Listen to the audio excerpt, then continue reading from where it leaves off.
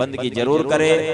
और आज के इस कार्यक्रम के लिए आप सभी को ढेर सारी शुभकामनाएं हैं, ढेर सारी मंगल कामनाएं।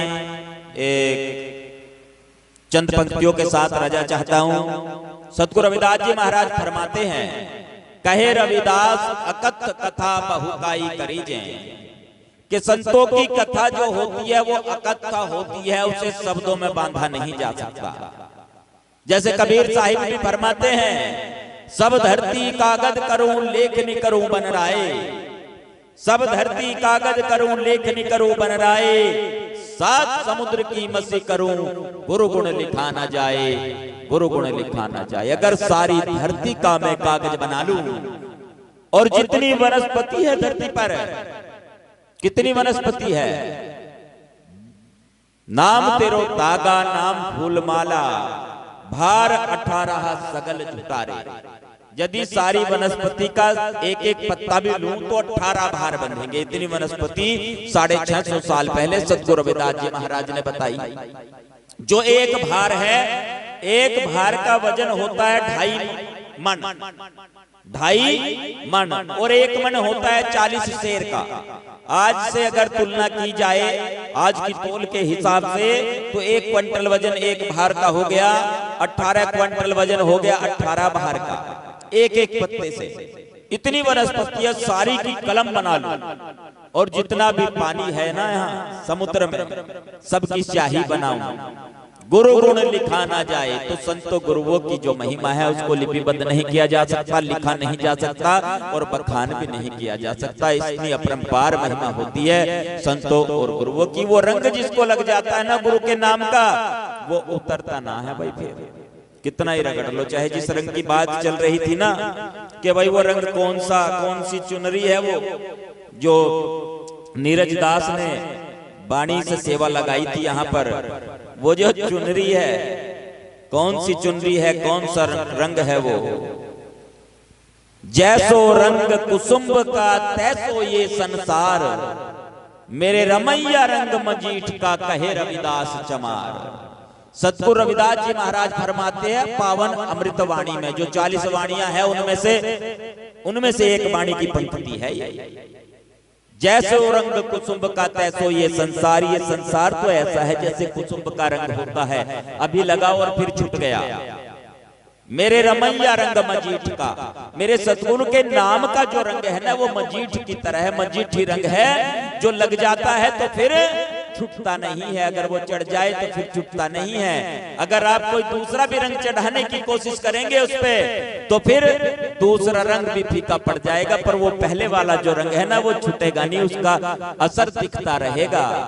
आप कितना ही प्रयास क्यों ना करे, कितनी ही कोशिश क्यों ना करे, पर वो रंग जो है ना, ये जो रंग है ये बाहर या अंदर, जो बाहर वाला रंग है वो तो ये दिख रहा है, जो बाहर का रंग चढ़ा, बाहर के रंग चढ़ने की वजह से तो आप सत्संग में आए, आप सत्संग में बैठे बाहर के रंग की वजह से।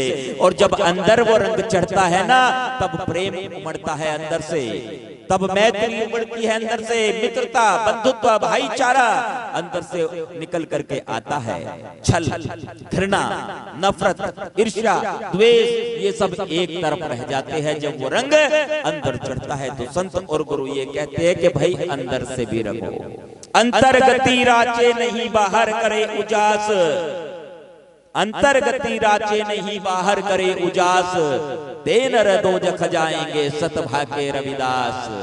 अगर अंदर से नहीं रंगा गया ना, तो बाहर से चाहे जितना मर्जी हो जाए, तो जितना रंग चढ़ाने की कोशिश कर ले, काम नहीं चलेगा, बिल्कुल भी नरक में जाना पड़ेगा। दोजख का मतलब नरक है, नरक का है दोजख का मतलब। अब देख लीजिए कि क्या होगा फिर यदि बाहर से ही लीपापोती करते रहे, बाहर से ही दिखावा करते रहे, तो क्या चलेगा। तो गुरु प्रेमियों, अंदर से वो चीज जो नाम है ना, अंदर उसका अनुभव करे, अंदर महसूस करे। गुरु महाराज सतगुरु साहिब समनदास जी महाराज कहते हैं, भाई अपनी पुण्य कमाई से परमार्थ करे, इस तन से थोड़ा सेवा करे, कहीं पर जाए, सत्संग में, आश्रम पर जाए तो थोड़ी सेवा भी करे, अन्न का, धन का, इसका भी सहयोग करे। आश्रमों में जो आपके नजदीकी आश्रम हैं, इस मन को शुद्ध करने के लिए भजन करे, स्मरण करे। और अगर पता नहीं है कैसे करना है तो जो आपके नजदीकी साधु है उनसे पूछो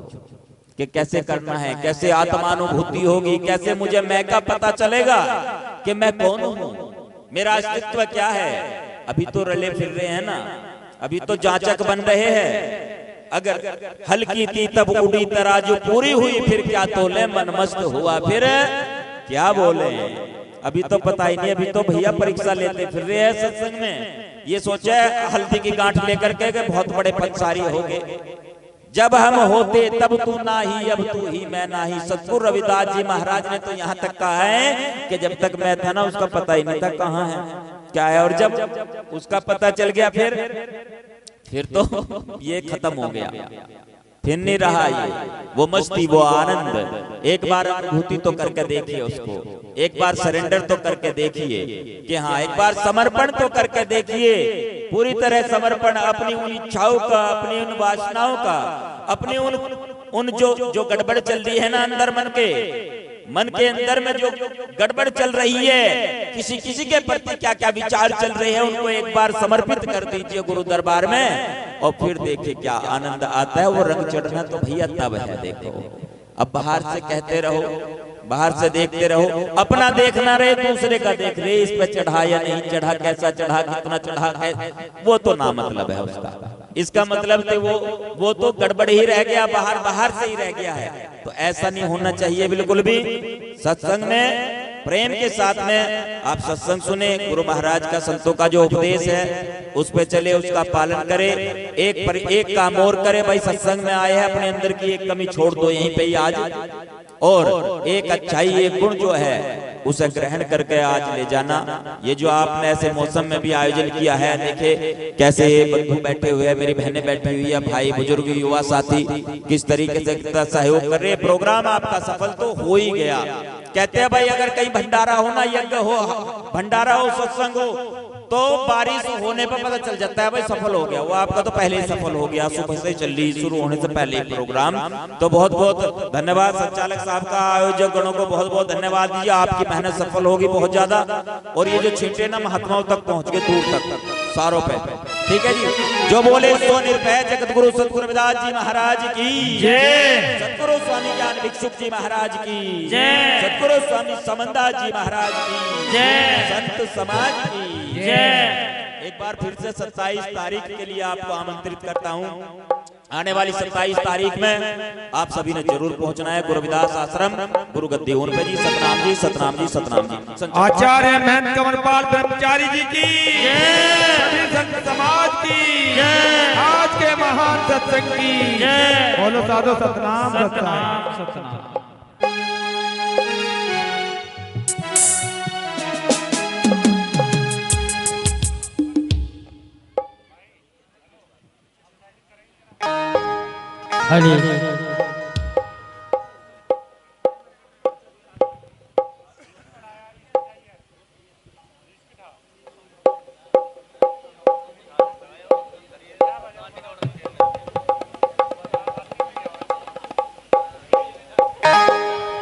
तो आ जाओ जी अशोक प्रधान जी, और अशोक प्रधान जी के बाद कृष्णपाल फौजी लकड़ संदा से वो तैयार है।